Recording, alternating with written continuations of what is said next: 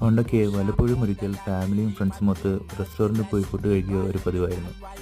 എന്നാൽ ഈ സ്വിഗ്ഗി, സൊമാറ്റോ പോലുള്ള ഓൺലൈൻ ആപ്പുകളുടെ വരവോടുകൂടി റെസ്റ്റോറൻറ്റിൽ പോവൽ വളരെയധികം കുറഞ്ഞിട്ട് നമ്മളെല്ലാവരും ഓൺലൈൻ ഡെലിവറിയിലേക്ക് മാറിയിരിക്കുകയാണ്.